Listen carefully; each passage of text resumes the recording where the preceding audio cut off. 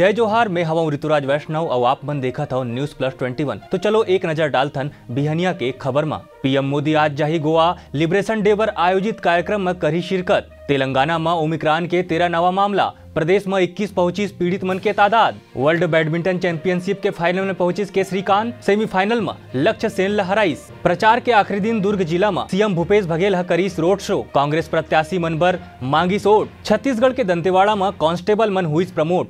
122 आरक्षक बनाए गई हेड कांस्टेबल। एसपी जारी करीन सूची। सहायक शिक्षक मन के हड़ताल पर बोलिन सीएम भूपेश, बातचीत ले रास्ता निकलते। स्कूल 1-1.5 साल ले बंद रहीस, ऐसन में हड़ताल करना का उचित हावे।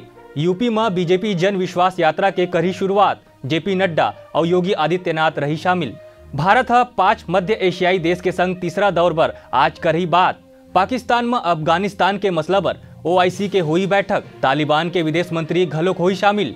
राहुल गांधी के बाद कांग्रेस महासचिव प्रियंका गांधी वाड्रा अमेठी के दौरा पर जाही। ऐसने ही तमाम जानकारी से लगातार अपडेट रहे बर हमारे चैनल ला लाइक और सब्सक्राइब करना जन भूलो और नोटिफिकेशन पर बेल आइकन ला घलो दबाओ। देखत रहो न्यूज प्लस 21, आप मन के हक के बात।